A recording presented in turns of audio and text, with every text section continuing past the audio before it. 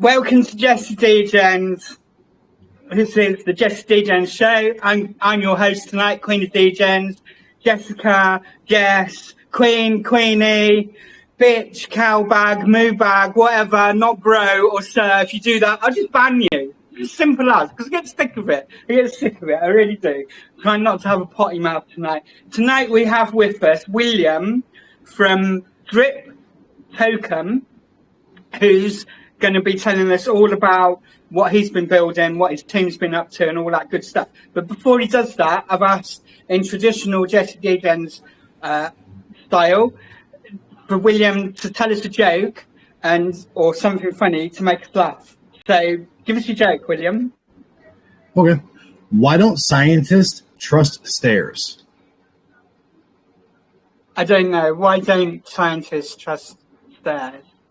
Because they're always up to something. Okay. That's made me laugh. It's not difficult, but that's made me laugh. Thank you. All right. Would you like to introduce yourself now? Sure. Tell us a little bit about your backgrounds on that. Well, to do that, I'm going to have to go down a little dark place, and I don't want to go too dark, but my name is William Simmons. I'm 35 years old. About 3.5 years ago now, I entered a darkness that I really had no idea was coming. It was a darker darkness than I've ever experienced, and I needed that darker darkness to pull me out of what I was doing. You know, before I got into Web3 and what everything else I've been creating, I was actually very unfortunately into the alcohol and drug scene, and I was stuck in there for a very long time. It wasn't until both of my parents passed away 8 months apart that I had to grow up. I had to make something of my life. I had to sober up. I had to completely change everything about my life. So I dove headfirst into teaching myself how to program, how to code, how to develop, how to do everything I needed to do. And out came the parent LLC that you were checking out before. That is the result of 3.5 years of nonstop grinding for about 18 hours a day. And I did it as a tribute to my parents, because when they were alive, they pushed me to do something with gaming. So now not only did I do something with gaming, I did something with gaming that'll change the world. So that said, it tied everything together into the Drip Token. The Drip Token is going to fit seamlessly. Just before you go on, William, let me just interject. I just want to say big up, first of all, for getting out of that darkness, and I so relate. I'm not going to turn it. This is about your token, about what you're doing here today. But it's been a little while longer for me. I'm actually 17 years sober by this point, but to see you here talking about that and talking about the positive that's come out of it, for me, that's just touched my heart. So I just wanted to say big up and thank you for sharing that with us. Not for nothing, mental health awareness is one of the most overlooked things, especially in Web3. And I handled it wrong. I spent 18 hours a day out of the 24 hours given to us just working on what I was working on and ignoring everything. And I had to lose myself to save myself, if that makes any sense. Yeah. But upon doing so, again, as I said, I made something that hopefully acts as a beacon of hope for everyone else, whether it be the Free Foundation or what have you. But that brings me into the Drip Token, right?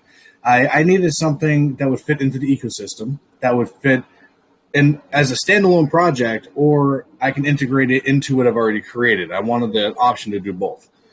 But as an investor, I got tired of trade bots, snipers, what have you, whatever you want to call them, coming in and taking my investments. Literally, I was watching really, really good tokens with excellent tokenomics crap the bed because we have thousands of trade bots going in every day, making thousands of trades, and next you know the token dies in a week. They just kill everything. So that said, and that frustration behind everything, as a single dad, because I have a 9-year-old daughter, I have a 39-year-old mentally handicapped sister, as someone who doesn't have the thousands of dollars to spend and just say, oh, well, whatever, I decided to do something a little different. I took all the experience and the knowledge I procured over the last 3.5 years of Web3, Web2. What's going on, Dana? Let's get him up here in a video chat. All the experiences that I've had in that time, I applied it towards Drip from an investor standpoint. I said, I'm tired of all the copy and paste contracts that are out there for whether it be NFTs or crypto or whatever. It's just copy and paste. insert your generic information here, and it's done. You make millions of dollars and disappear. That's tiresome. That's obnoxious. I can't stand it. So I'm changing the game. With the token, it allows holders to get rewarded without staking. There is no staking anywhere in the contract. Everything is based on an automatic reward system.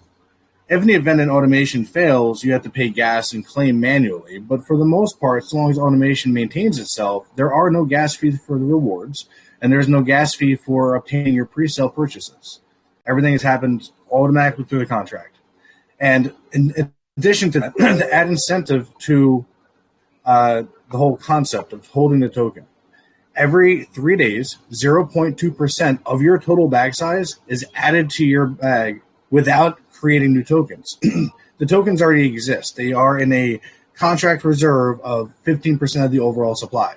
So all the reward system distribution comes from that reward supply, and it's not going to depreciate or make the value of each token decrease because we're minting more. They already exist, and all the tokenomics are based around that already existing number. Yeah. The secondary reward system that we have going on is something that most people review or view it as reflections. 0.5% of every transaction in or out gets distributed to all token holders proportionally according to their bag size. So the more tokens you hold, the more tokens you receive from every transaction, in addition to the automatic. Wait, let me stop you there. I want to check. So you've actually got a reward system that's rewarding from the pool of tokens that you've got, say, to pay for that, but people are actually getting reflections at the same time. Yes. So there's two separate reward systems. That's quite massive. In addition to that, we also have a 3% anti-whale system, which stops no more than 3% of the circulating supply from being transferred, sold, or bought at any one time, minus the automatic contract functions. So if you buy, say, for example, 2 million worth of the pre-sale allocation, right? You spend all the money, you bought 2 million tokens. When you get an airdrop to you from the contract is exempt from the anti-whale policy. So you'll get all your tokens in one lump sum. But you, as someone who's integrating in third-partying access into the blockchain to the contract, you are limited to that 3% anti-whale system of the circulating supply, not the overall supply that's circulating. Okay. But in addition to all that, we also have an 8% liquidity tax and a 3% token burn on every transaction. So that means that if the trade bots come in that kill other projects and do their thing, it adds liquidity to the pool and makes the token more scarce, which also, in addition, increases the value while we're rewarding the holders. Okay. So what you've got going on here is much more than just a reflections token.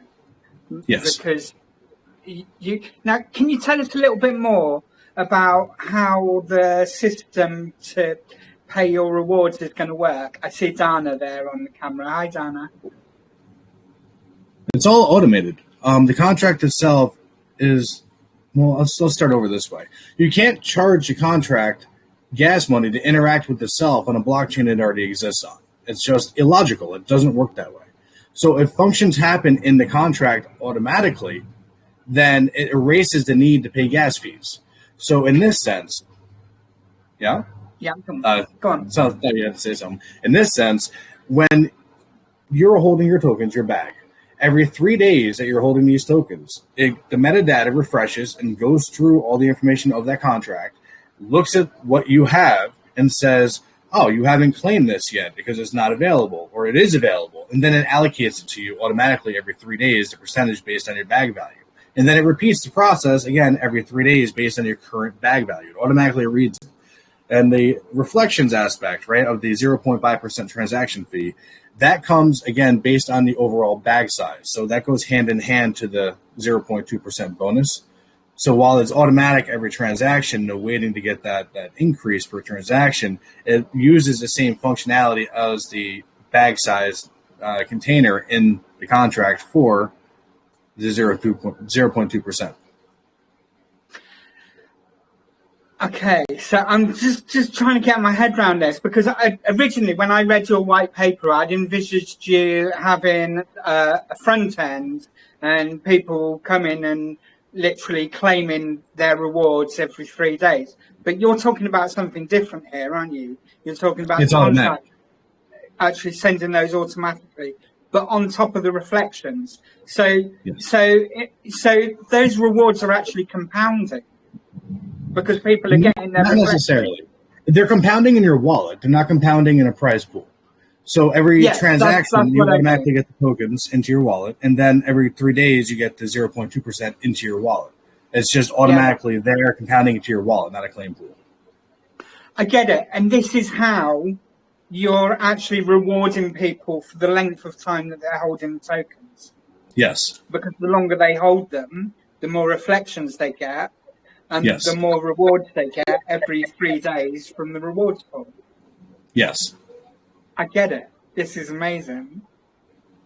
I see Dana there. Feel free to come in anytime you like. Would you like to introduce yourself, actually, Dana? Yeah, my name is Dana. I am the COO. William, he handles all the technical aspects. He does all the coding. He does the contract. I handle just about everything else. I do the networking. I help build the team. I run a Telegram investor community with just like-minded investors, which William is also a part of. So my job is to find team members that can contribute to the project because they have the skills or the experience necessary that we need at any given time to keep the project moving forward.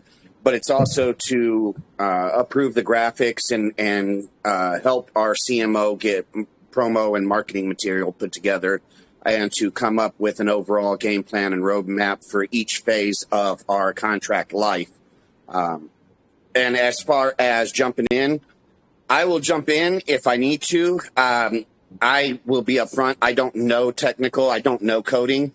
And I would much rather let William talk about the technical, the coding, the contract, how it works with itself, than try and explain it with my limited knowledge and end up giving the wrong information, because nothing will cause FUD in a project faster than somebody giving out improper information, especially if the person giving it out is a team member.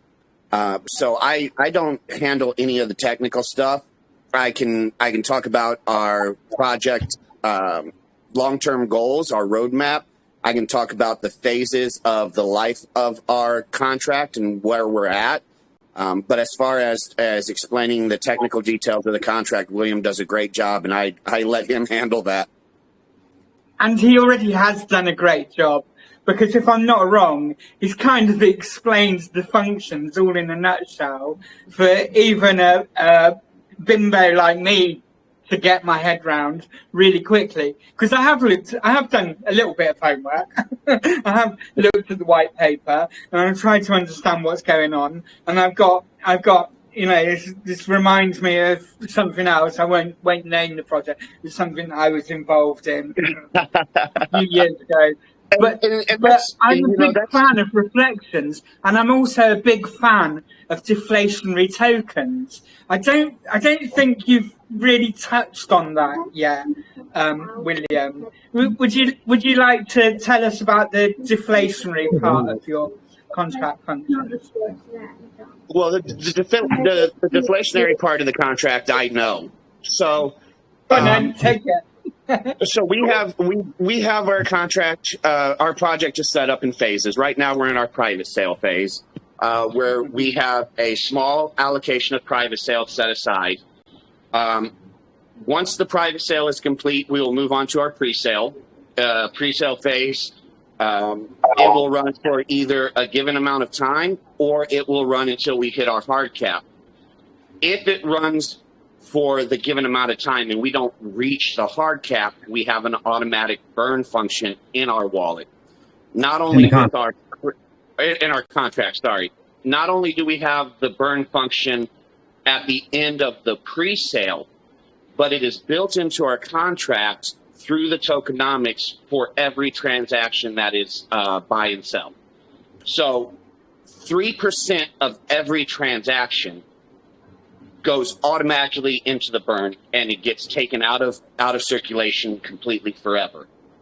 This does a couple of things. It reduces the supply, it stabilizes the price floor, but it also increases the value of your token over time. So if you throw in $500 at launch and you hold it, the value of that will go up just by the fact that the volume of the trade bots will contribute to our burn mechanism that is built into our contract. And I'm not sure if William, I apologized in the chat room. I had dad duty with my kiddos and it caused me to run late. But William and I, we've been in a couple projects together as investors where we were excited. We got in on private sale or pre-sale, and when the project launched, TradeBots just killed the chart right away, and none of the investors benefited from it. So instead of trying to do contract programming, complex programming to block this bot or hide that bot, or instead of trying to fight the bots, which are going to make trades faster and better than we can as humans, we decided we're going to do this, but we're going to set it up so that not only do we welcome the trade volume created by these bots, but we're going to do it in such a way that the volume created by the bots actually ends up benefiting the investors in the project. That way, it won't kill the project if the bots come in, or if someone has access to an advanced bot that increases the trade volume for the project.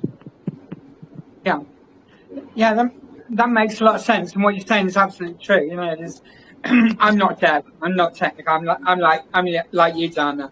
But I understand it, I get it, and I've seen it a million times before. The bots can absolutely wreck a project. I've seen many good projects go. Just can't get started because of the havoc that the bots cause on launch. So it's a really interesting concept. So right now, we're in the private sale phase of our project, where you see a lot of private sales. They go, oh, we want 25 ERC, or we want to raise 5,000 BNB for a private sale, and to us that's just greedy. We know what type of funding or finance we need to get to where we want to go. So why are we going to try and get more than that? So we set out an allocation of 100,000 tokens, and that is our private sale allocation. And once those are sold, we started, in retrospect, probably a bad idea to start the day before a major U.S. holiday. But we started on the 3rd of July, our private sale, and it will run until July 31st. So once we sell out that private sale allocation, we will start gearing up for the pre-sale. Now, we're doing our private sale a little different. We have a soft cap. We need to try and raise at least $2,500, and I'm not sure where that equates out for the BNB. How many BNB we need, because that price fluctuates constantly. But our end goal, if we sell out our allocation, is $8,000.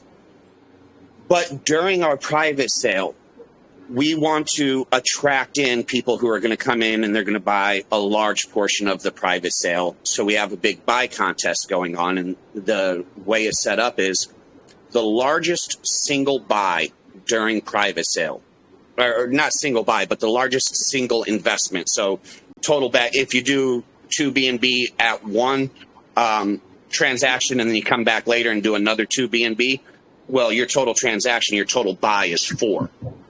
But the largest single investor will get an additional 50,000 tokens. The second largest investor in the private sale gets an additional 25,000 tokens, and the third largest investor will get 15,000 tokens.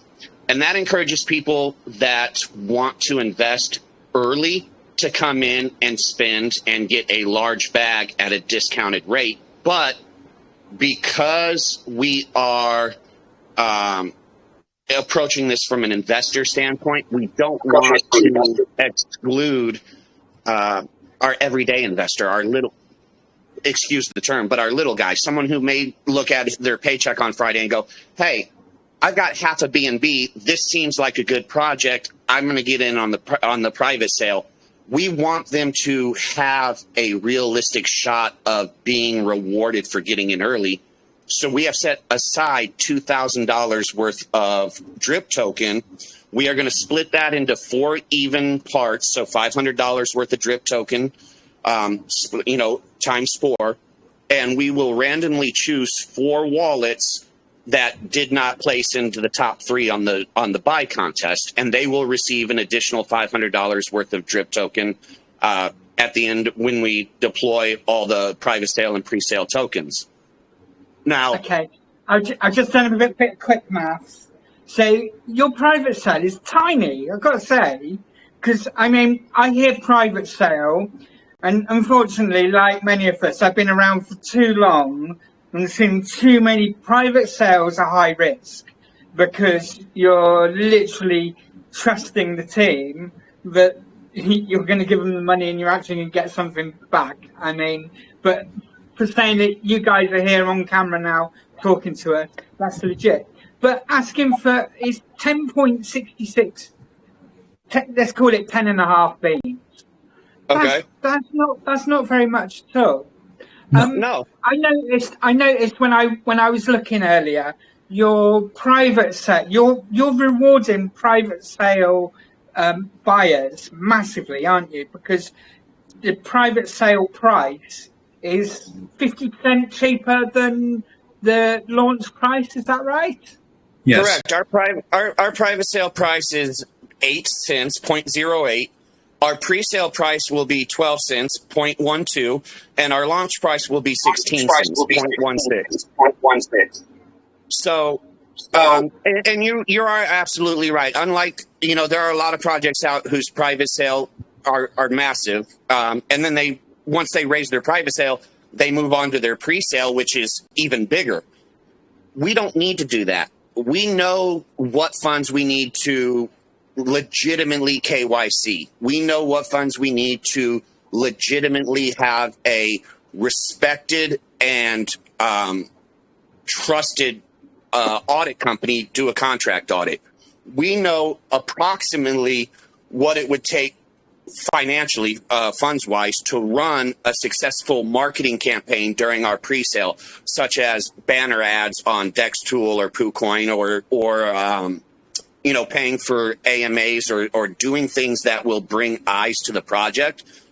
So why would we try and raise more than that? Anything more than what we absolutely need to make our private sale and our pre-sale successful is just a money grab, and it's greedy, and true investors will see right through that.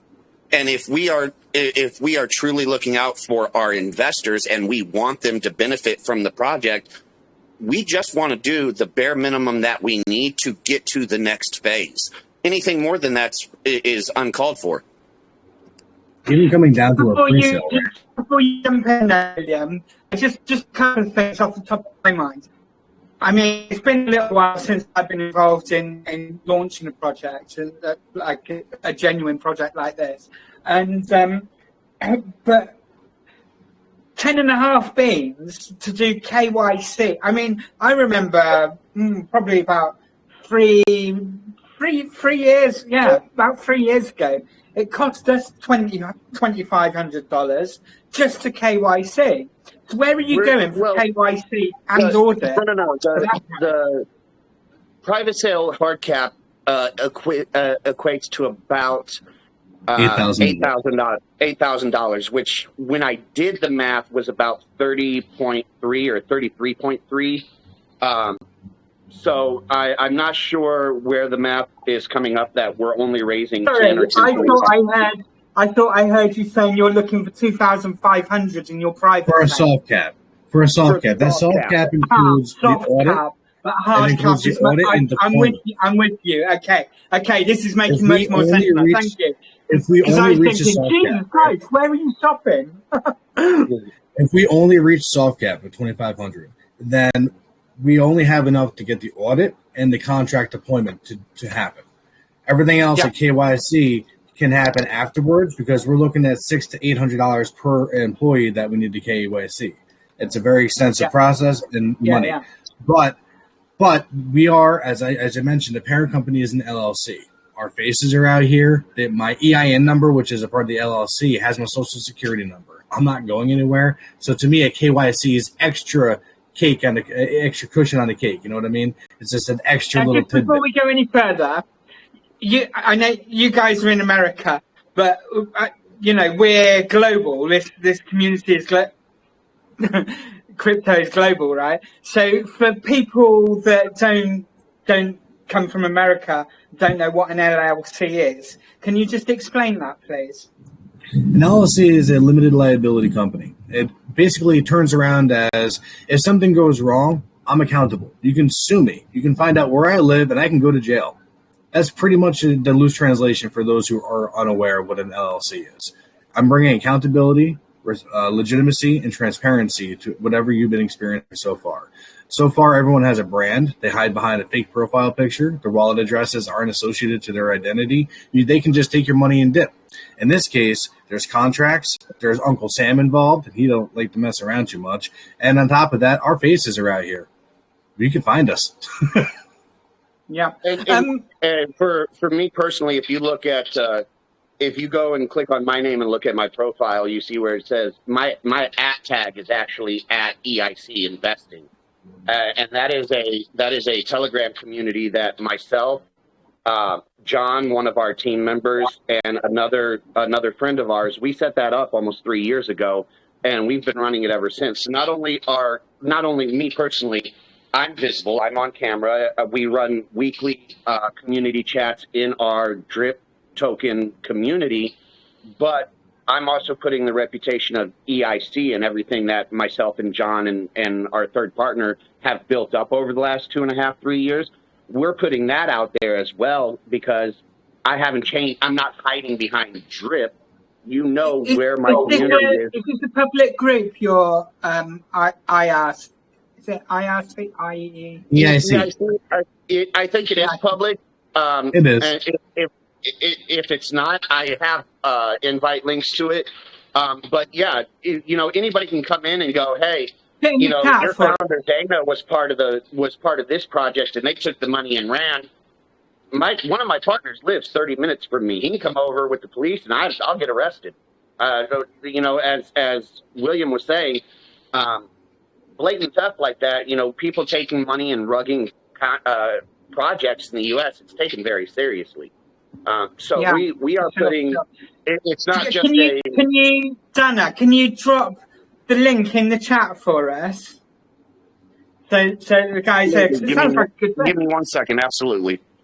Hey, Jesse, in the meantime, as he's doing that, can you click on purchase drip token? This way people can see the form and the stuff about it. Mm-hmm. Again, this website, everybody, is going to get a revamp and a remodel. Aesthetically, it's going to look different, but all the information is going to remain the same, and all the accessibility on it is going to remain the same. It's just going to have an aesthetic facelift. Yeah, I mean, clearly it's a placeholder at this time and point, isn't it? Yeah, there we go. I've got the EIC link dropped into the chat room. Thank you very much. That'd be really good. I'm sure some of the guys. I'll be interested to have a look at that later. Yeah, not a problem. So like I was saying, our private sale, we are focused on just raising what we need to progress from our private sale phase to our pre-sale phase. And with our buy contest that we're running, it encourages the big spenders to come in and take the risk, but it doesn't overlook the everyday regular investor. And unlike some projects where they go, do these 27 tasks and each task is a entry on its own into a drawing, but then you've got 15,000 people doing 21 tasks, you don't have a realistic chance of winning that. where our private sale is so small, our allotment is so small, even if we have 15 or 20 investors, well, 4 out of, you take the top 3 out, that whittles it down to 17. 4 out of 17 is realistic. So once our private sale is over, we will... Huh? It's good odds. So once our private sale is over, we gear up and we start doing our another marketing push, and we start gearing up and doing our pre-sale. Now our pre-sale is scheduled to start August 1st, and we will be running a similar buy competition for our pre-sale as we are with our private sale. The terms and the details and the specifics of that are still being worked out. But for anybody that invests in our private sale, which is going right now, and does not win one of the top 3, or does not get one of those 4 random wallet draws, their wallet address that they register with during private sale will automatically be rolled over and entered into the pre-sale contest, even if they don't buy during pre-sale. So even if they don't win anything in the private sale, it's kind of like a second chance bonus, because they're automatically entered into the pre-sale. Now, our pre-sale is set up so that it is one of 2 conditions have to be met. Either it runs for 90 days because we don't reach our hard cap, and at the end of 90 days, the pre-sale will end.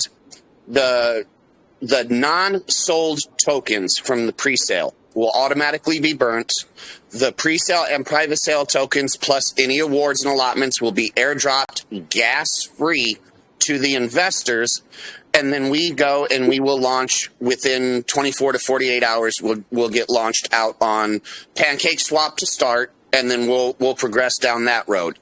The other threshold that can be met in order for us to close out our pre-sale and move toward launch is if our hard cap is met. Now, if we start the 90-day timer and say 35 days into the pre-sale, our hard cap is met, the pre-sale will end. We'll be able to process, send everything the way it needs to be set up, and start our public launch. The second threshold, though, is a 5. Sorry, I just want to point out that everything is automated for the pre-sale. That's why there's no gas fees. We don't have to actually start the pre-sale. Once a contract is launched, it's automated to start. Once the private sale allows us to make the deployment, we can deploy the contract, and all transactions until the pre-sale are blocked. So we can literally, once we get the money, get the audit, deploy it, and everything is automated from start to finish of the entire pre-sale process. Continue, sorry. Yep, no problem. I see. That's why I don't deal with the technical stuff.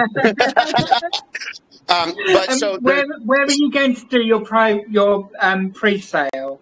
Because I know before we started this chat, you mentioned that pink sale is a problem because, of course, they don't the contract. They don't reward development, do they? No, but the contract does it automatically.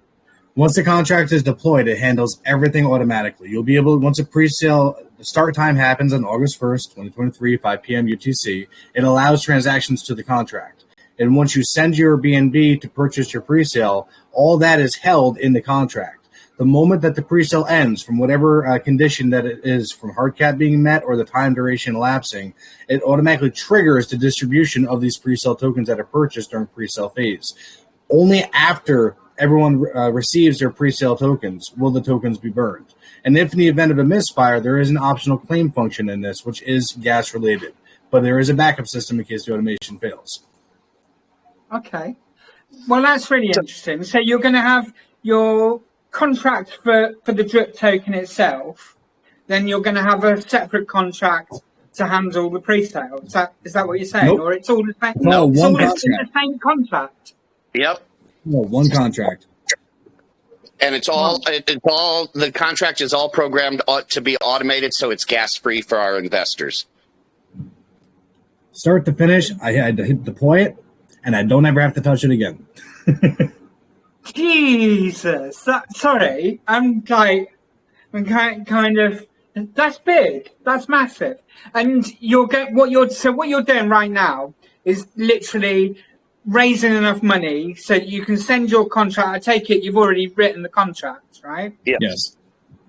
So that's ready to go. So you're just trying to raise the money so you can send that off to the auditors, for the auditors to give it a once over, give it the thumbs up, or say, hey, this needs changing or whatever. Yes. And then you're good to go. Yes. Yep. Correct. Wow. So I discussed the first threshold for our pre-sale is the time period. If we don't reach our hard cap and we hit a 90-day time period, then our pre-sale will end. And as he explained, tokens will be airdropped. The rest will be burnt that are unsold. And then we move to launch.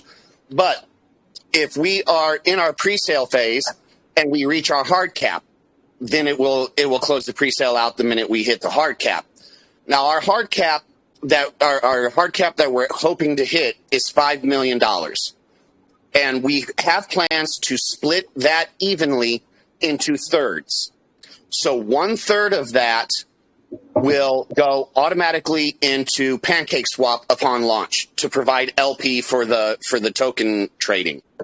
The second third of that will go to a secondary decentralized DEX. The last 1/3 of that will be vaulted in a wallet and applied toward and used toward listing fees, listing requirements, and providing the initial LP for our eventual goal, which is listing on a tier 1 CEX. Now, if you do the math, if we reach our hard cap of 5 million and you do the math and you split 5 million into thirds, it's roughly 1.666667.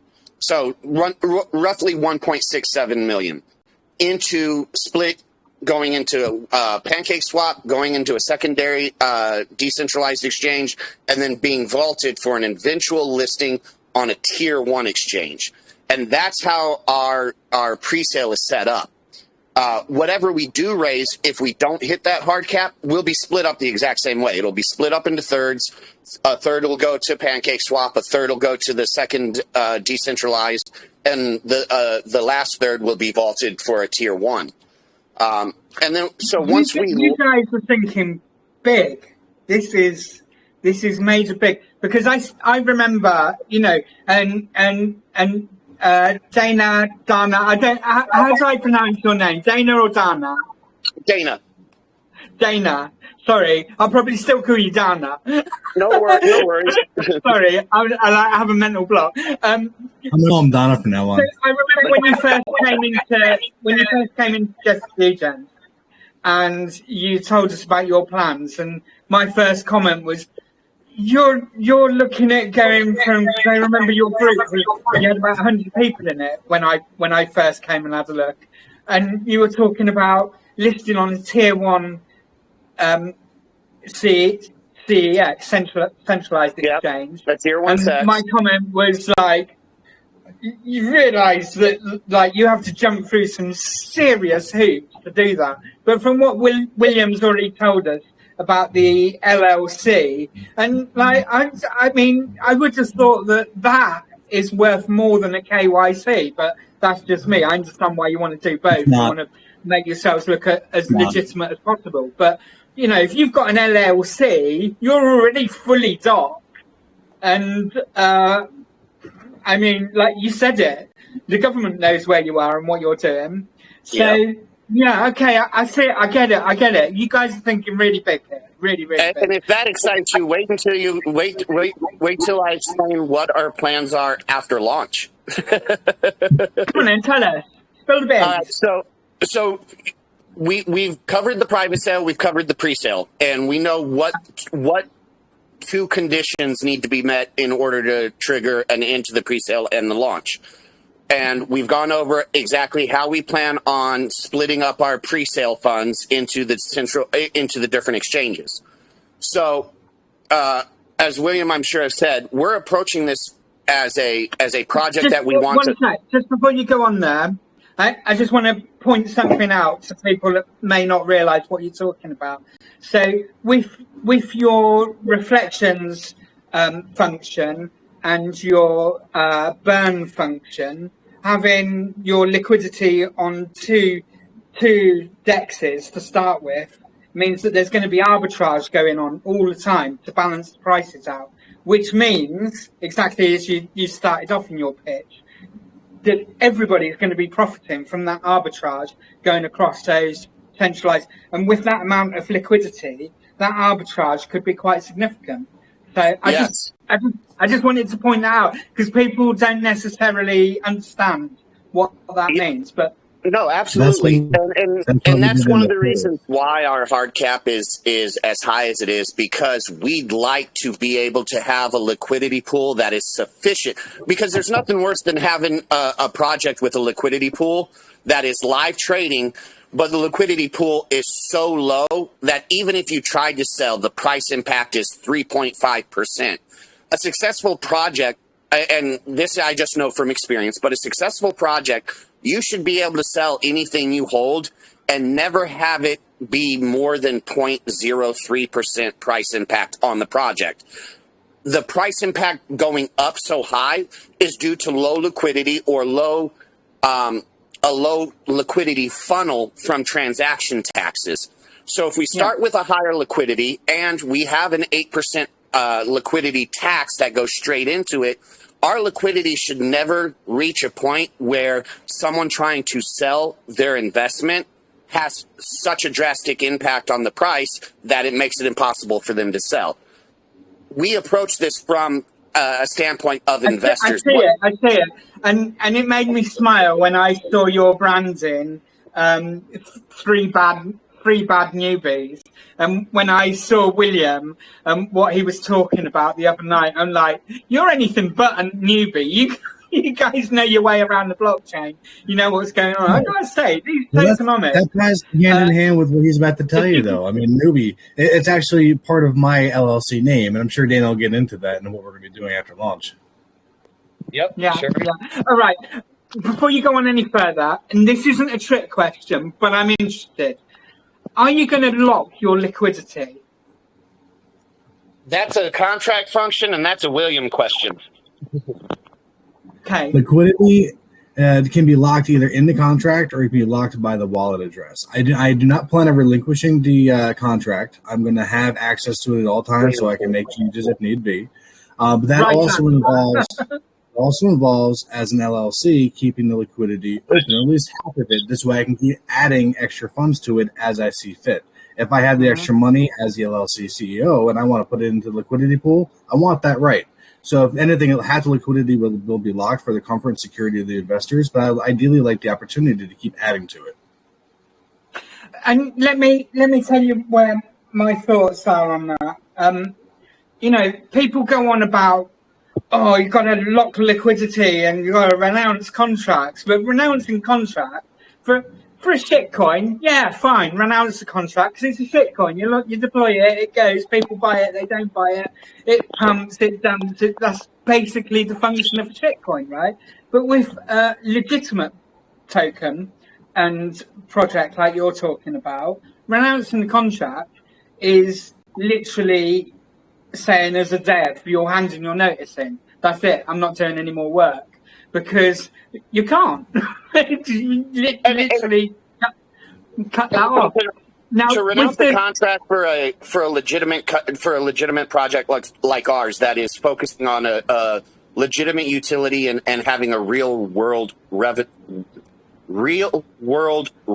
stream.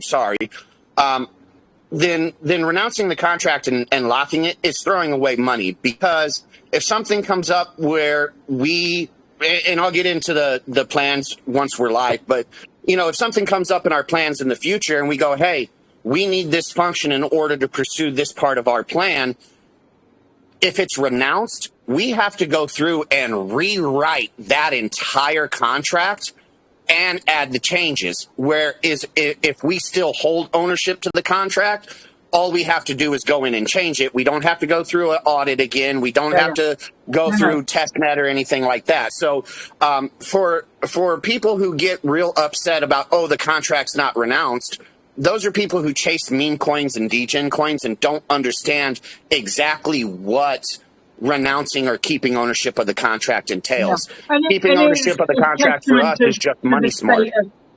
The state of our industry right now, especially in BSC and this level of DeFi, degen DeFi, people are just scared because everybody's been rubbed too many times.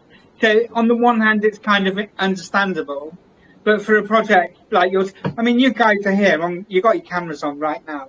William's got an LLC.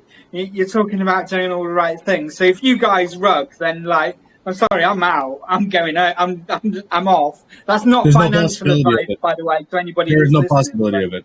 The drip token on its own could be a 20, 30, 50-year standalone project without ever integrating it into the LLC. Now, the LLC is its own aspect of a standalone project and will live for the next 50, 60, 100 years. Neither of these functions are going to disappear, and it's to the point where everything is going to be completely automated. So even if I drop dead, it's still going to exist. This is not going to go anywhere. Yeah. Yep. It's a protocol, isn't it?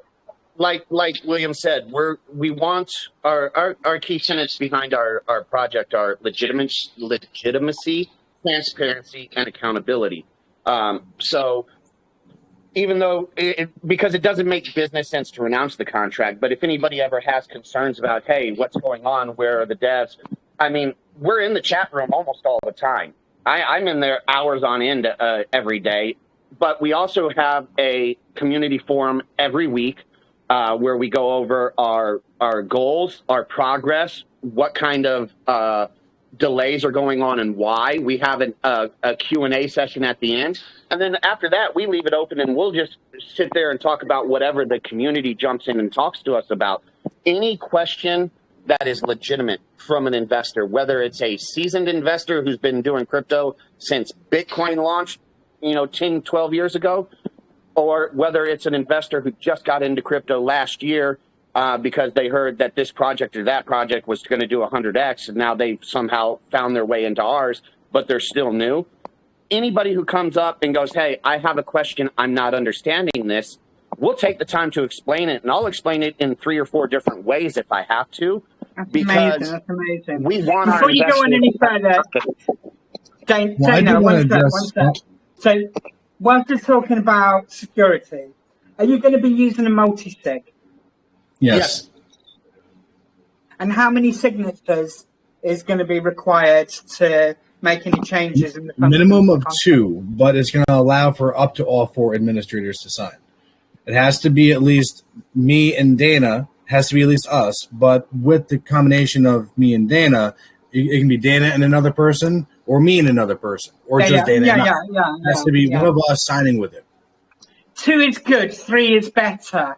I just started reading about the big hack with the bridge multi-chain, and it looked like they were using a multi-sig with 2. They were sloppy. They were using a multi-sig with 2 signatures. So maybe right just now, because the core dev team.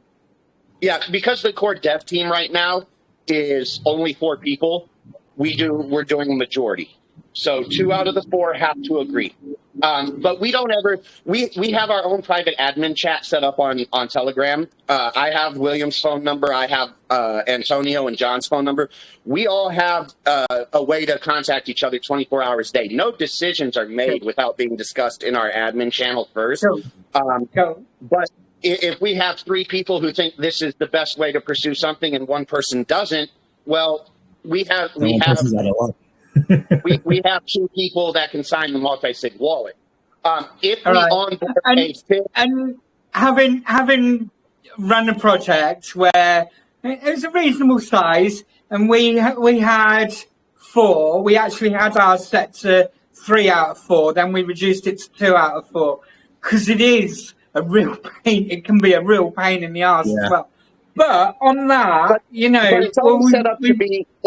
It will always set up to be a majority of our development team. So if we onboard a 5th developer, a 5th team member full time, and they sign the contracts, they KYC, they audit, they do everything, and they join the LLC company like the rest of us have with William, because we all signed contracts with Williams LLC. So now we are held to the same legal standard under that LLC umbrella as he is. So if we bring on a fifth team member, full-time, signs the contract, goes through everything, and signs on under the LLC, then we will change it from 2 to 3. So that way we need 3 out of the 5. It's never going to be less than what a majority of our project. I want to also address the other part of the liquidity question you mentioned about the not being locked aspect and the security behind it. I don't want to give away too much alpha because this is a couple years away yet, but just know that people like me that 1% of the population is capable of doing, right? Like making a blockchain or a Genesis node. That's something that I've been working on towards down the road, like 2, 3, 4, 5 years from now. And when doing so, I would like to have options of the liquidity pool to say, hey, look, from this blockchain and interoperability, I'd like to make it so this liquidity pool get extra money. I want that maneuverability. And I'm all for that. For legitimate projects, I'm not a fan of long lockups of liquidity because things happen. Look, are we on Pancake Swap version 3 or version 4 by now? Uniswap's gone through the same, liquidity pool. Sometimes these big projects get hacked, things happen, and you need to be able to move it. And if you're locked in, you're stuffed, aren't you? Literally stuffed. That falls back again to the developer laziness, right? Because I'm not sure if you're aware of this. I mean, as you know, every project to date so far, 90% of them are copy and paste. They're just generic. Yeah. In the blockchain, your limitations are only what you're capable of programming. The blockchain has endless capability. So, for example, if you wanted to create a 2-year dead token clause in your contract, which I've coded for someone else before, because metadata refreshes every 30 seconds, if after 2 years of no activity in the token, then it would literally take half the liquidity pool and airdrop it to everyone holding the token at the time of its death. And that's how I program the solidity for the person. People are just being lazy. And as you can tell, and I'm sure if you've been around the crypto space for very long, you'll see development teams, and what they do is they'll launch a contract on Monday, right? And then Monday during the week it has it's up, it's down, it's up, it's down, and then it'll spike and get its 20x or whatever on Thursday or Friday. And then the dev team just runs off on Friday and disappears. And then over the weekend, Saturday and Sunday, the dev team will put together another copy and paste, just cookie cutter contract. They'll launch it on Monday and just rinse and repeat every week. And one of the goals for our team is to prove to our investors right from the start that we're not one of these, Monday to Friday contract turnaround dev teams. We are all serious investors. We all, want to make a difference and make a positive impact in the crypto space. But we're going to take our time and we're going to do it the right way.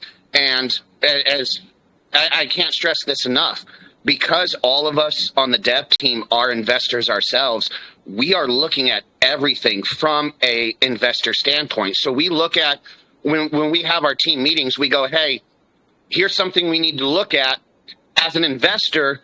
If you were in the project and this was introduced, what would be your thoughts or what would be your feelings? And we're completely candid with each other. I mean, I've come up with an idea and William is like, hey, that's not a good idea. Team meetings. So how often are you guys planning on having team meetings?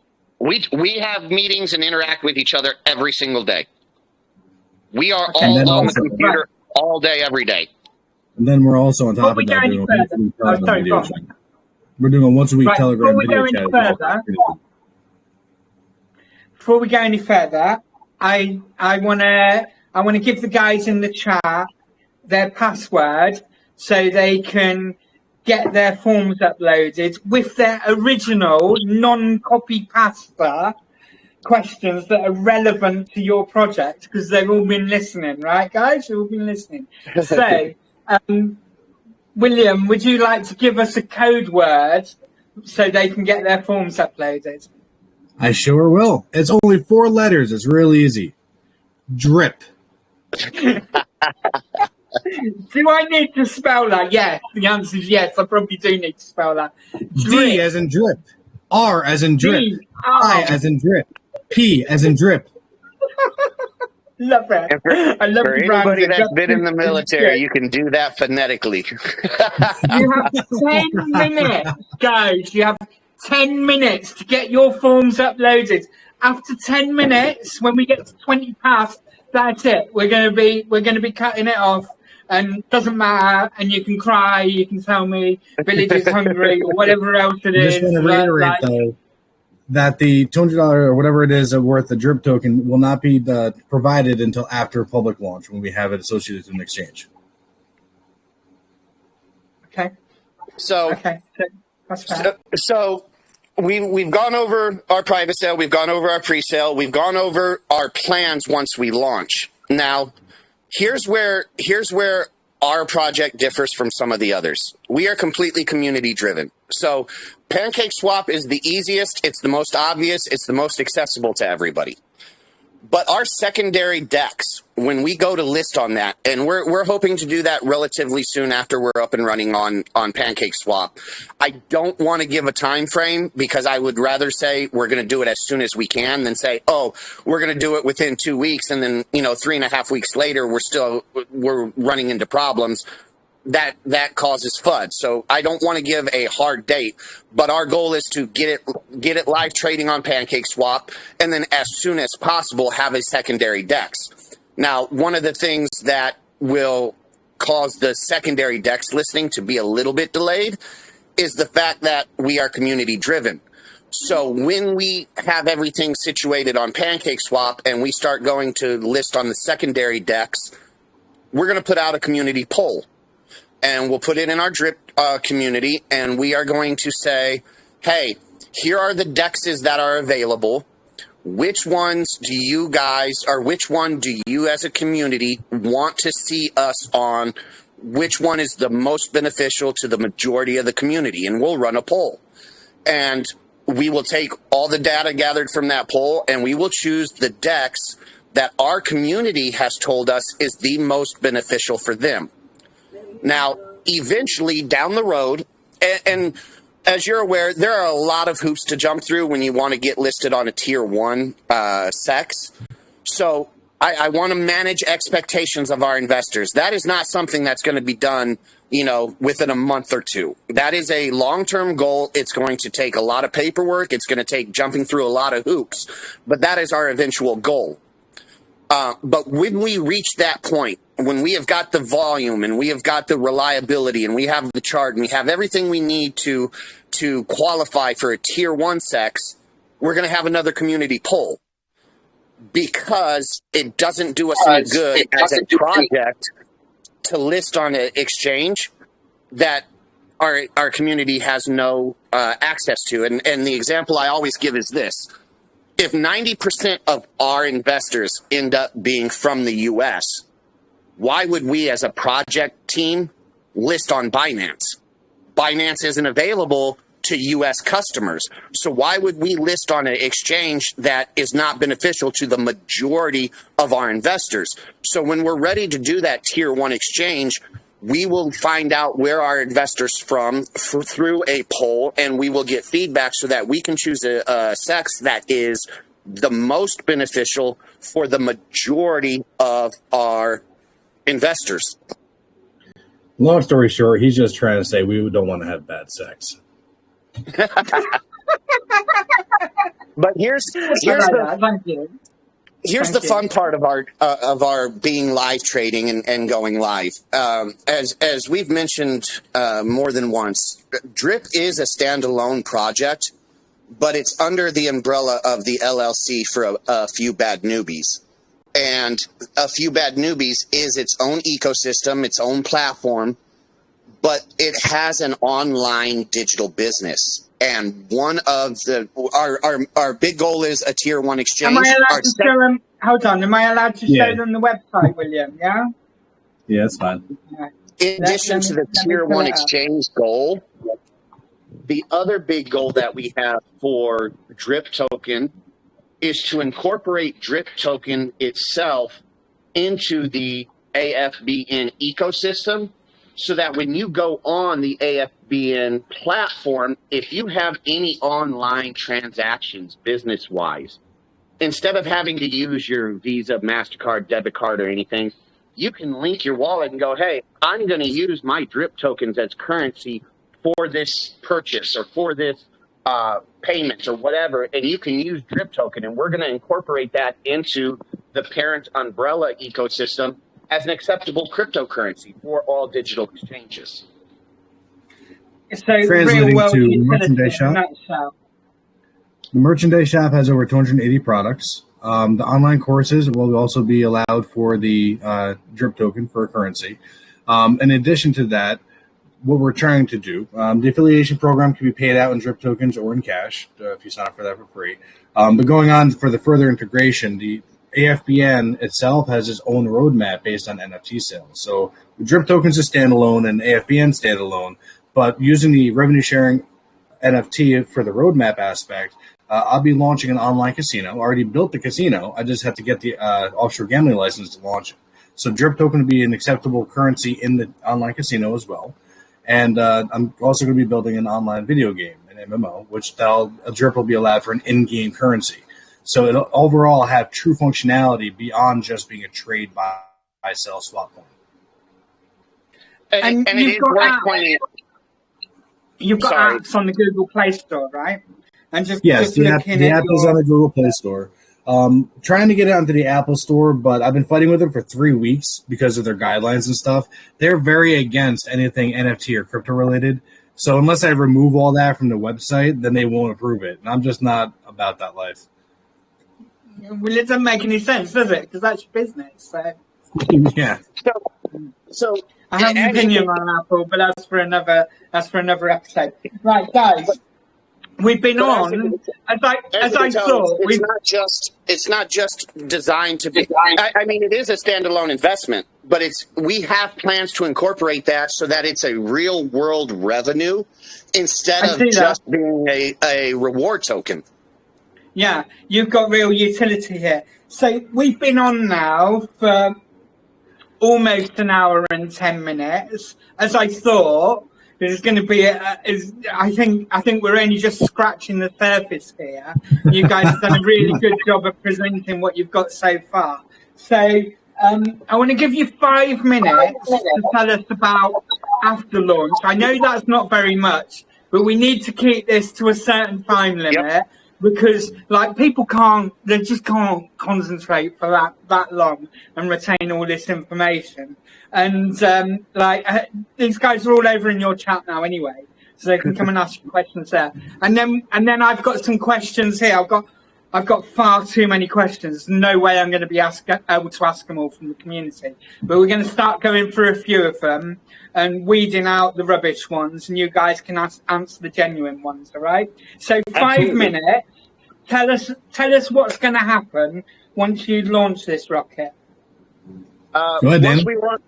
Once we launch the rocket, we are going to be benefiting our investors through TradeBot volume, which we're never going to defeat. So we're going to make it work for our investors. We are going to launch on a pancake swap first, and then as soon as possible through community involvement, we're going to launch on a secondary DEX. Eventually down the road, when we have all our squirrels in a line and our ducks in a row, we're going to launch on a tier 1 exchange. Again, through community involvement and feedback so that it benefits our investors. And we are going to incorporate Drift itself into the parent LLC so that it is an acceptable currency for all online transactions through AFBN. And if I'm not mistaken, and this is a coding question, so I have to check with William, but our mechanisms, our burn, our liquidity pool, our rewards, those are still going to be active even if you use Drift as the currency for the online transactions through AFBN. It's not just because you use it as currency doesn't mean that tokenomics is going to go away. It's going to stay. So if you spend $30 on merchandise on AFBN, that 3% burn will still be there. That 8% liquidity will still be there. And it's going to continue that way for the life of the contract. Same thing applies for the online casino. Once that's launched, it's going to be taxed to send it to the casino wallet for the conversion, and then it's taxed to receive your earnings on the same kind of liquidity and burn function of the contract when you receive your winnings from the casino. So everything is going to tie in hand, especially when I get to the MMO and it's in-game currency. It'll all be calculated as well the same way. Yep. So we have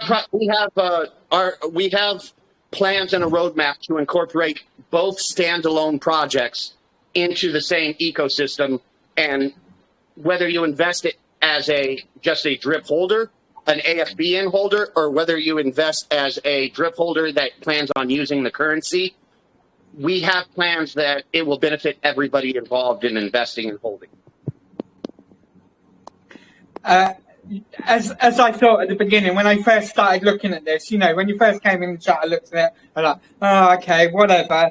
And as I've dug deeper and deeper and got talking to you guys, you have a lot here. This is, I think if we had the rest of this evening, we would still be talking about all the things that you guys have going on. So I'm going to go into the community's questions now. I'm just going to start asking some in no particular order. Some of them might be absolute shit, and if I think they're shit, I'm going to tell you not to bother answering. So, first one. Based on the planned partnership, what fucking partnership? We haven't talked about partnership. That one's off. Have you guys got any partnerships planned? That's a good question. Well, yes, actually. We plan on partnering Drip with AFBN. Because they're both standalone projects, they have to be partnered together in order to roll one currency into the other. We do have some behind-the-scene plans that we are not announcing just yet, but because of my previous community before I got involved in Drip, I am connected to a lot of teams and projects, and we've got some plans that we want to iron out and get nailed down. And then we will be announcing those in our community channel. And I also did mention in the very beginning of this about how I'm going to be doing the blockchain a couple of years from now, right, for launch and stuff like that. But that does involve partnerships as well. And until we're at that point, I don't really discuss what those partnerships are, right? Does that make sense? Yeah, it makes sense. Okay, so actually this is a good question, I think. How does Drip token address regulatory compliance concerns compared to traditional POS mechanisms? Okay. We're going to fail the Howey test. We're going to pass the Howey test. We're going to get all 4 bars checked. So right off the bat, when we go launch and we have money from the marketing and team and development or marketing and whatever, we're taking money out of one of these pools and we're going to sell back to the system with some of these tokens so that we can afford SEC registration and compliance fees, because we are going to be a digital asset. There's no way around it. It's not a commodity. It is going to be a security, and we have to comply to those through and through. Okay. Next question. In terms of liquidity, will you consider having the liquidity hedged to a stable coin as well as, I guess, BNB? So the question is, what's going to be your liquidity pairs? I was thinking about just making it as a BNB, to be fair with you. Okay, that's fair. Simple is best. Yeah. Next question. Okay, this is a funny question, and we open it up for funny questions, and it's denizens dare and decide. It's a lot of D's here. Does DeFi deserve Drip? It's not about the DeFi deserving Drip. It's about you deserving Drip. Honestly, this token is made for the people. If I wanted to make something to get rich, it wouldn't have been Drip. Okay, fair. I'm sorry, I missed the question. I was reading the chat room because there are questions in your lounge that I was answering. I mean, I'm really impressed because the amount of D's that this person managed to get in a row. Denizens dared and decide. Does DeFi deserve drip? What do you think, Dana? I think DeFi deserves any project that's going to boost its reputation in a positive manner, and that the investors in DeFi deserve drip because they deserve to invest their money in a project that provides accountability, stability, and security. And I think our team and our project, the way we have it set up, provides that for our investors. Great answer, thank you. Okay, I'm skipping a couple because they're obvious bounty answer questions. But this one's valid. Are there any peer-to-peer token transfer fees? Yes, you will be allowed to transfer in the contract to other people or do swaps. That'll all be available. Yeah, but are there, I mean, say, for example, say I'm a whale and I have 6% of the supply and I want to split it into 2 wallets. So I want to send it to another wallet so that I have 3%. You know, you follow my train of thought. Will the burn fee and the reflections fee figure into that transaction? Every transaction. Every transaction, right? There you go. That's answered. Okay, we've got another funny one. I'm going to ask it because it is funny. Does investing in drip require a waterproof phone case to protect against the inevitable flood of notifications about rising profits? I love a great sense of humor. That was good. I like that. Maybe a rain jacket. Not so much an umbrella. A rain jacket. There you go. That's the answer. Okay, good one. I'm going to mark that one down. I'm going to ask a couple more, and then we're going to start winding this up. Get my highlights.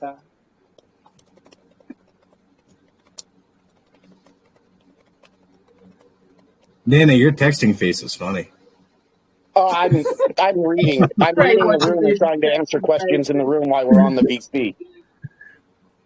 So just so everyone knows what kind of relationship we all have amongst administrators of the drip team. This is us. Right, here's an example of a question that if you'd been paying attention, you would have already heard the answers to. But I'm just going to read it out. When KYC and audit, is team safe or not just a question? Like, what? Have you not been fucking listening? It's fine. If they weren't listening, I can still accommodate them with an answer. People deserve answers. There's no wrong questions, just the ones that aren't asked. No, but my point is, William, that we've already talked about this at length. We've already talked about KYC. We've already talked about audits. But here they are asking the question, which makes me think, have you actually been listening to any of this? Or are you just writing stuff in because you want to win $25? Okay. Well, I'm going to answer that question. A couple more good ones. Yes, we're going to be getting KYCs once. That's what the private sale is for. Once we hit this hard cap of private sale, we'll be able to afford a KYC for the whole team. We'll be able to afford the audit and contract appointment. Our soft cap will only cover the audit and contract appointment, and we can get the KYC after we start pre-sale. That all said, we are a legitimate New York State LLC. All of my employees are contracted to me. They are literally my actual New York State employees at this point. So there is accountability, and the need for KYC is drastically lessened because of the authenticity behind the LLC. So that can run a back burner until we get a little more money. But then once we get the money, everyone on the team will be getting additional KYCs. Next genuine question that I see. When NFT market open? NFT market would have to depend on how fast we can build a swap and how fast we can generate the proper revenue to sustain it. Because if we build something and no one's there to enjoy it or to use it, it's pointless and it's a waste of money. So first, let's get the holder count up and take it from there. Okay, cool. Let's see if we can find a couple more.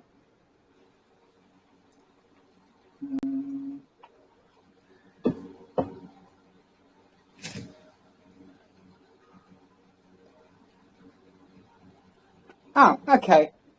About referral systems. Are you going to have a referral system? I'm in the process of answering that. I saw the question and it says, are we going to have a referral system? So if I bring someone in for staking rewards, how does that work? And I'm actually typing up that answer right now, but I'll go ahead and say right now, because of the tokenomics and the way the rewards are set up, we don't plan on having staking. Because we're not planning on having staking, we don't have a referral system because we don't need the staking to come in to help stabilize the liquidity or the floor.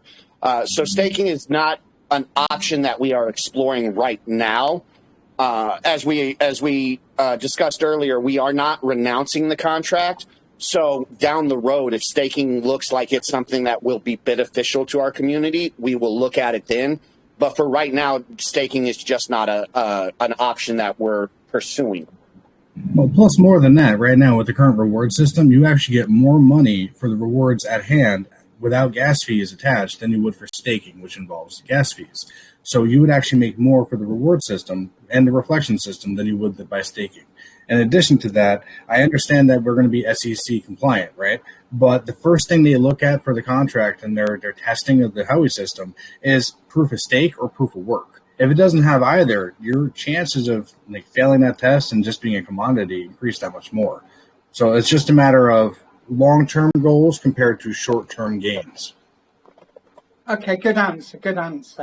I mean, there are other ways of doing referral systems. I've seen them working, bring a friend, but then it depends on people holding stakes.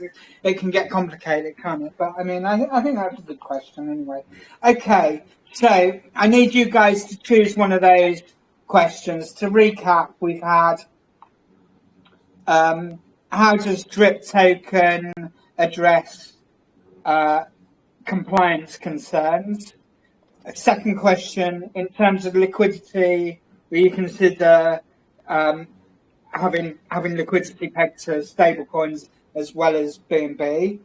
Then we have the DDD question: does DeFi deserve drip? Then we had, are there peer-to-peer transfer fees, which clearly there is.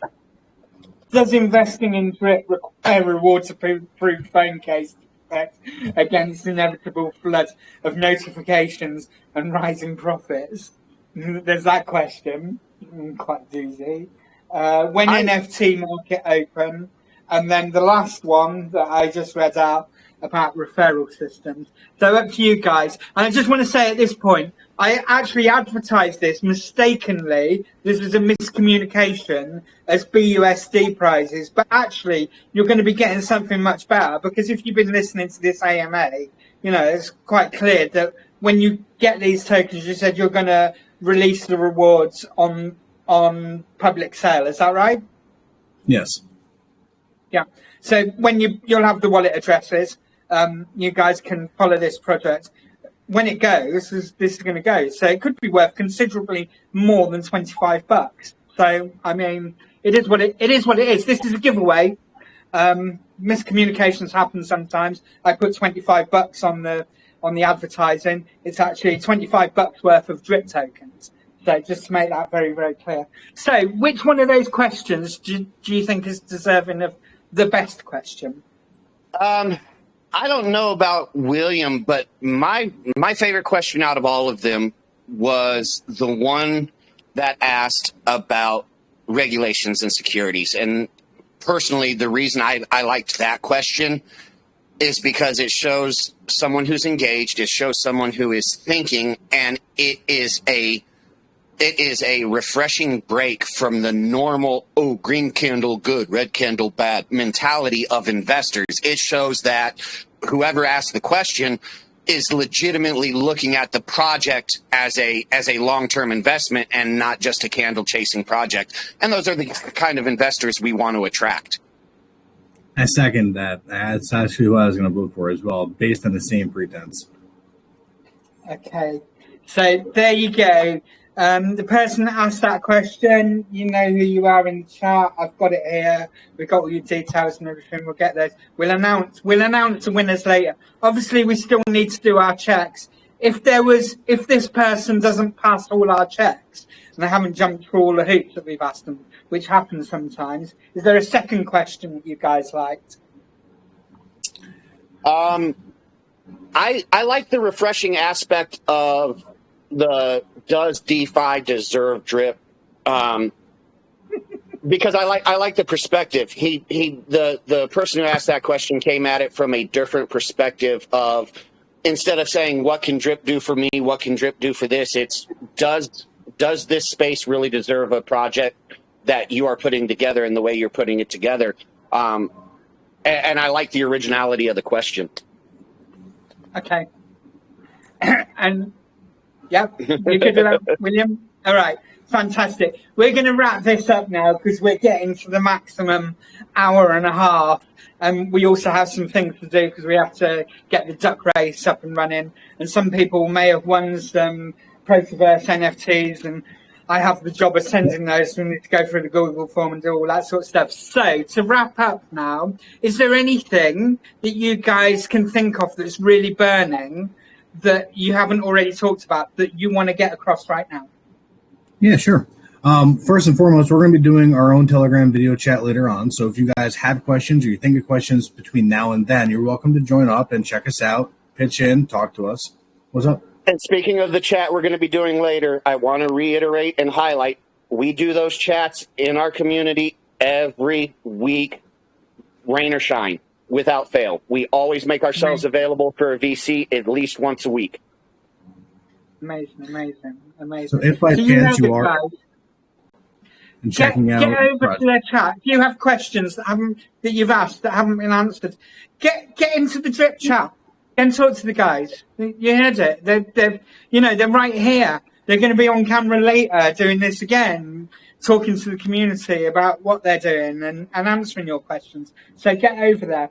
Okay, so I want to summarize this. So here we have a token with some pretty cool tokenomics, and the contract functionalities pretty cool as well. The way that you've managed to actually incorporate your pre-sale into your contract functions and do everything all in one.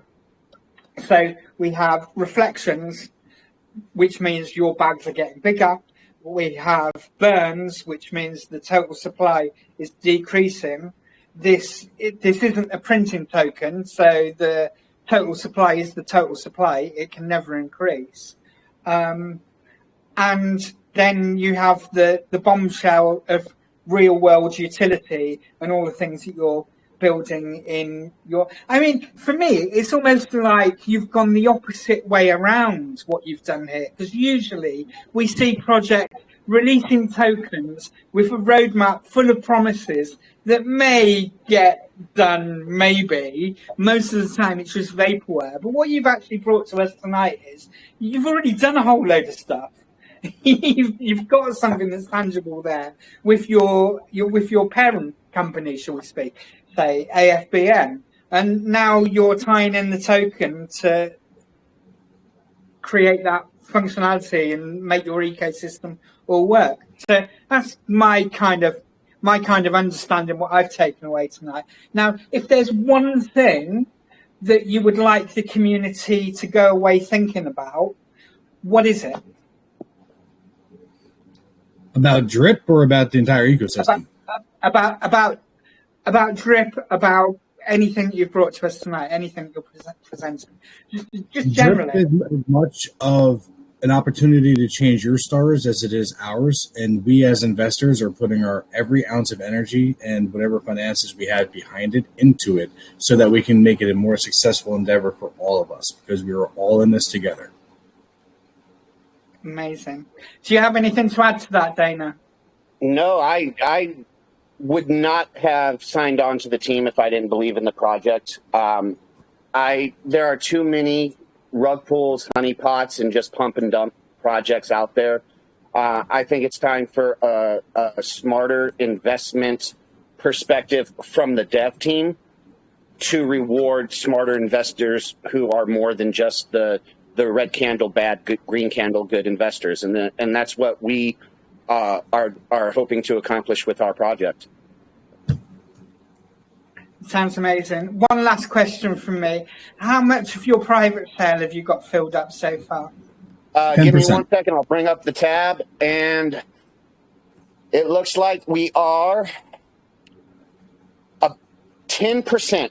So out of the 100,000 tokens that have been that are allotted for our private sale, we have sold 10,000 tokens. So roughly 90% is left. There's still some to get, and just saying, this could be a really easy flip if you trust.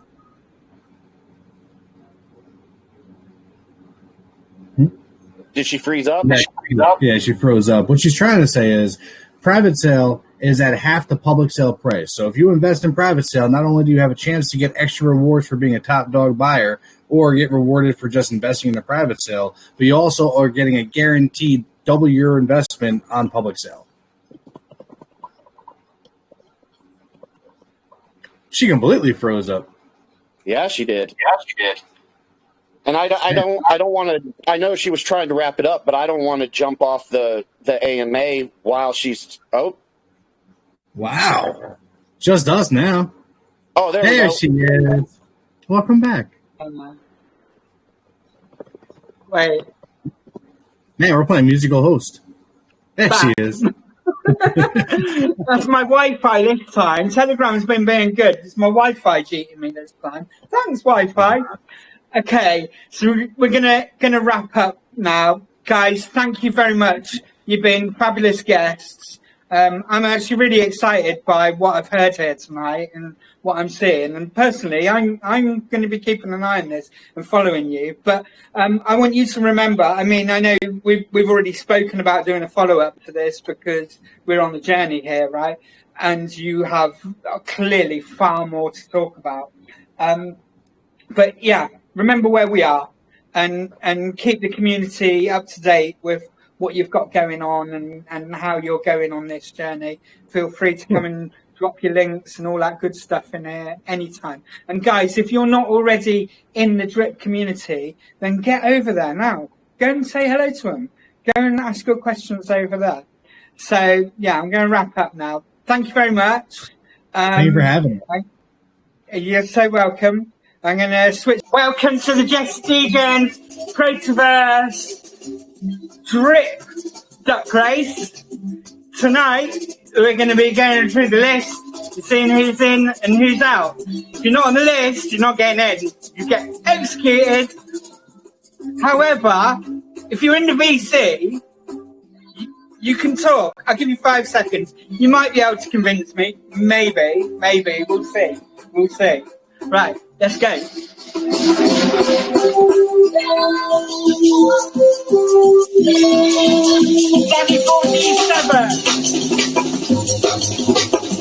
in. Crypto Gabriel.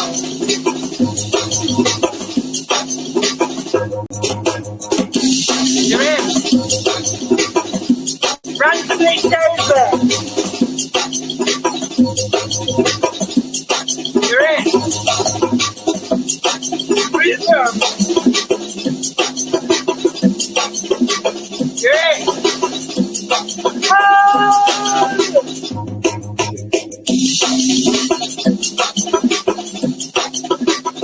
You're in. Julius 317. You're in. Sunset.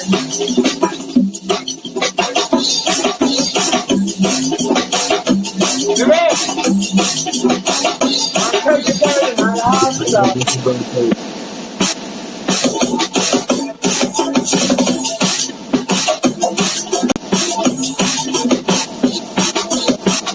Nonny boy.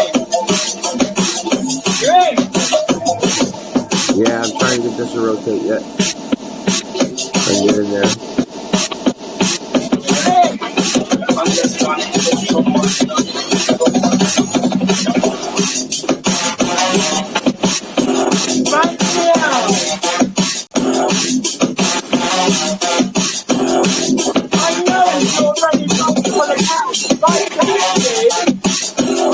I can walk into a raid.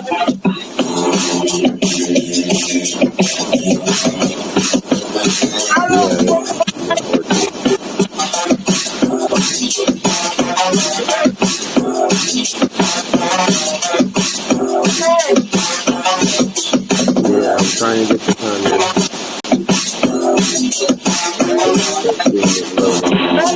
What the fuck is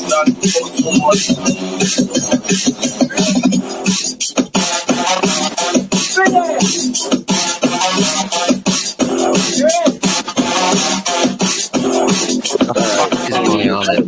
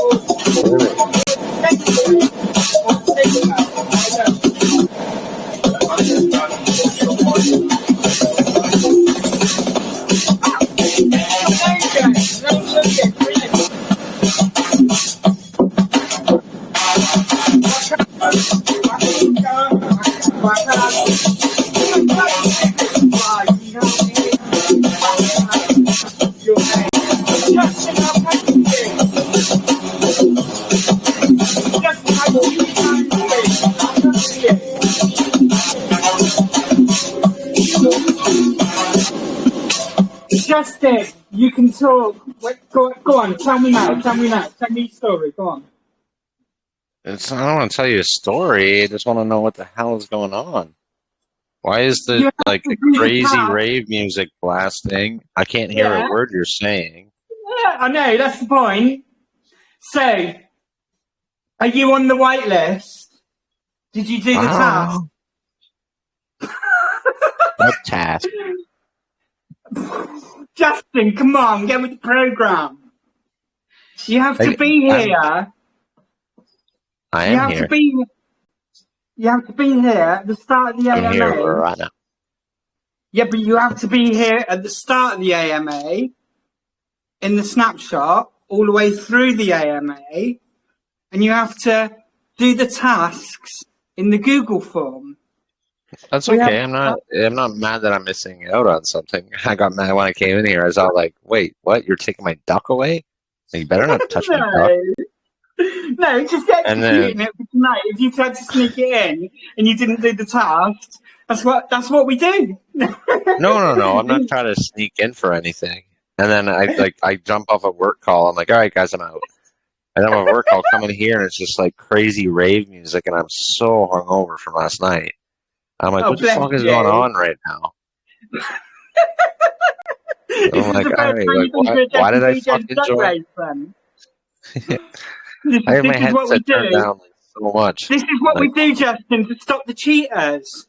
Because what we're trying to do is to use the awesome Protoverse duck racing degen shiz to do our giveaways, but make sure that the degens actually do all the things and actually come to AMAs and stay all the way through.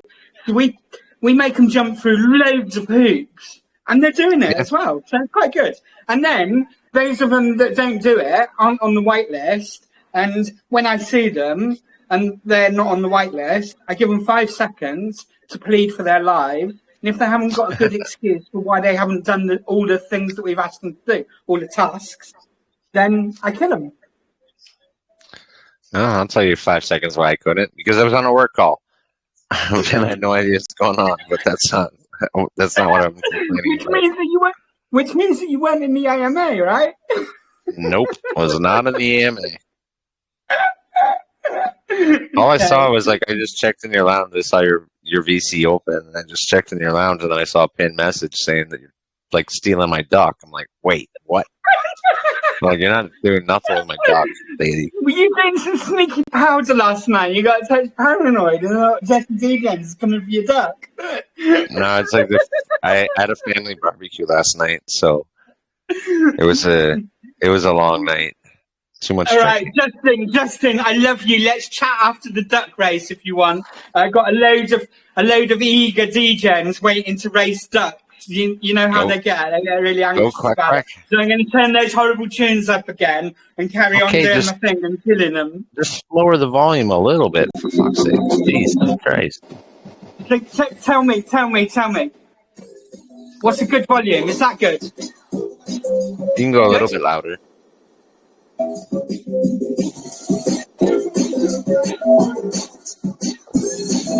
But, I don't know. It's probably TG, but your audio sounds like crap. We'll talk after. Where did I go to? Okay. Motherfucking hotel. No, where's the wireless? Where's the wireless? Over here. Okay, right, back. Days delayed because of Justin. Wakugi. You're in. Balbazarado.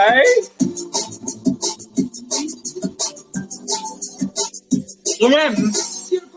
Adrian. The thing is, I need it louder. I can't, I'm trying to need to be a bit louder. Need of you.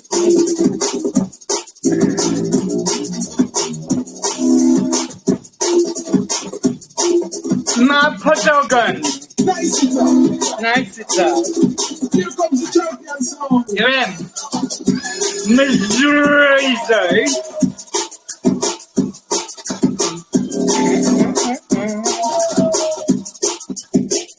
I do not see you, Missouri.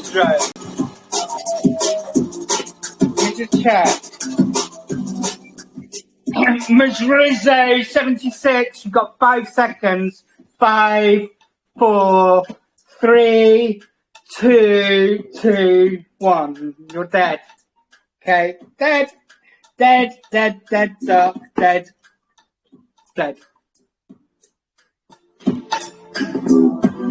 Tristan.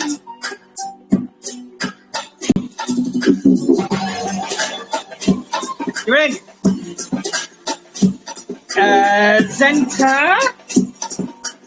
I hope you're in, because you had the best question. Zenta, you're in. Abid 40? Yes, please.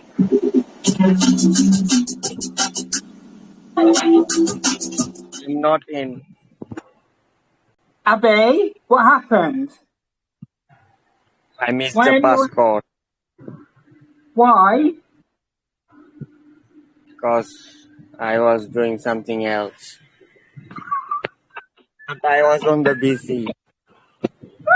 Oh, for fuck's sake. All right.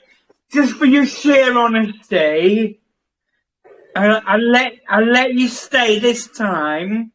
But obviously, if you win one of the prizes and we do the checks and we don't see you in the snapshots, then you ain't going to win the prize, because that wouldn't be fair on everyone else, would it? Okay, deal.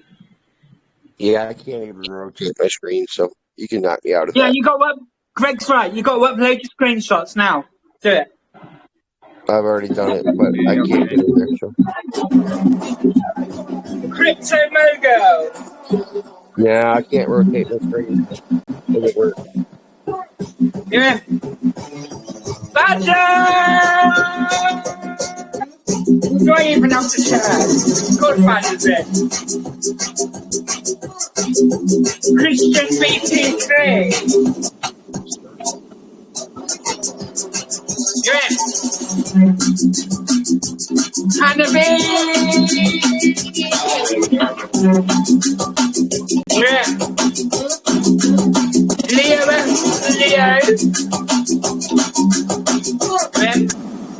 Margie.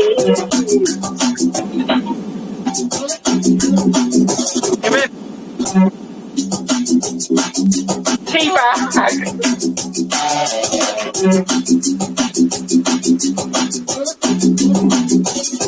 You're in. Mr. Trapsy.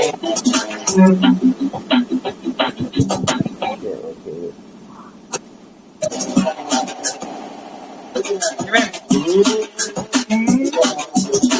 Getting a little bit catchy in there. James Scarry.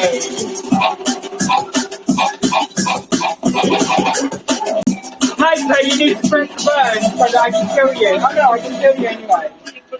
James Scarry. You're in. Hyper! Did you do the things, Hyper?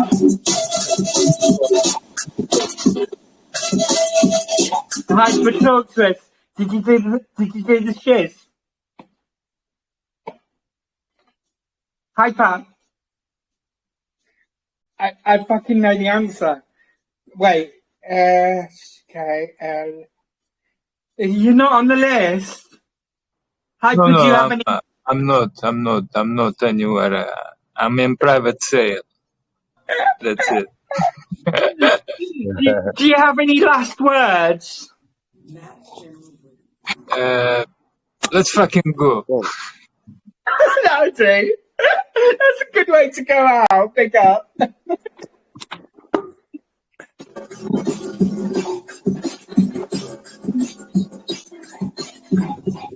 Crypto Logan. Vim. Uh-oh. Ben Jasper. You're in. Locker.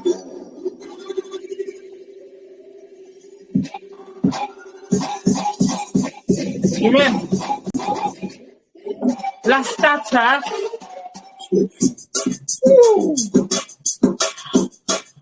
You're in. Abel's done.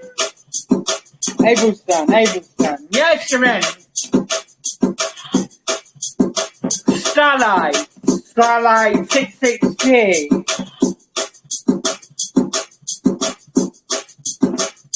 You're in. Right, now to go back to the top of the list.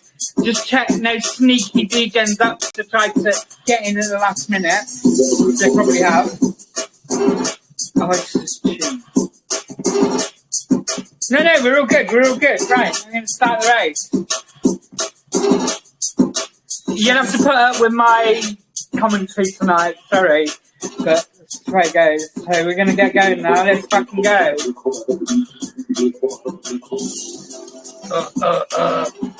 Oh, I have to remember to watch this screen rather than do commentary on this screen, so there's a lag.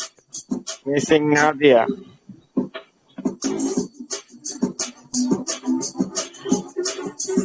I can't even see that screen.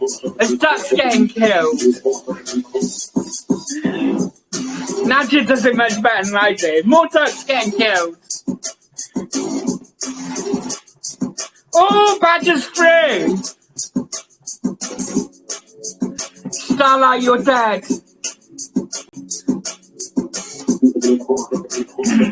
I have a time machine. I can see it before you guys.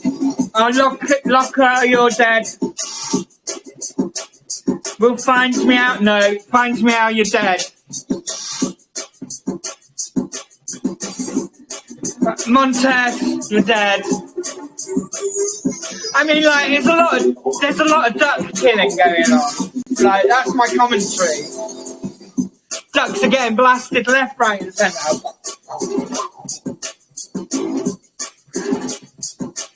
Oh, I don't even know what's fucking going. Ducks have been blasted. Randomly, you got blasted as well. Okay, here's the blasted one. Quite a few. That's a lot of dead ducks. Okay, let's have a look at the lucky ones. Here's the lucky ones. Lucky ducks. Right, race is going to begin. Oh, it's like fucking 5 second lag. Let's fucking go.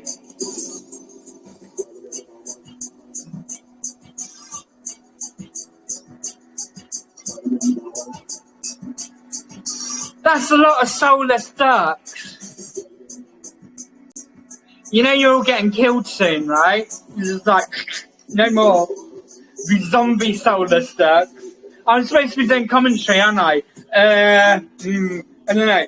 Badger's looking quite good at the back there, the only hero in the race tonight. Because he's like holding back for that final sprint.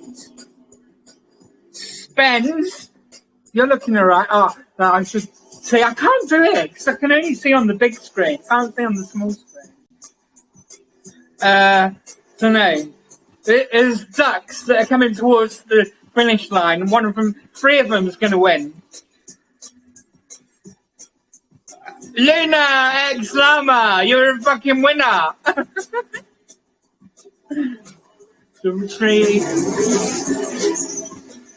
Right, we have some winners.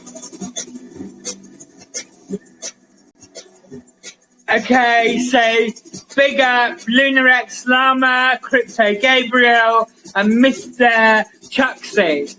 So long as you're in our snapshots, that's the first one, and the one where we do the password. As long as you're in those, then you'll get your rewards when these guys launch. Because you heard me all say earlier, we had a miscommunication, and I advertised it as BUSD, but actually it's something much better, because you're going to get rewarded in Drip Token, which, not financial advice, by the way, pure degen financial, or just degen advice. I think it's going to fucking fly. It's like, fucking hell, these boys know their stuff, and they got some stuff going on. And that's just my take on it anyway. So you're going to get some of that when they launch. So follow them. Well, you must be in their group, because otherwise you wouldn't be in the whitelist, would you? You wouldn't be here. Yeah, anyway, I'm going to shut the fuck up now. I'm going to, I'll turn the tunes down for a bit. In fact, no, I won't. I'll turn them back up, then I'll turn them down when I've switched the recording off.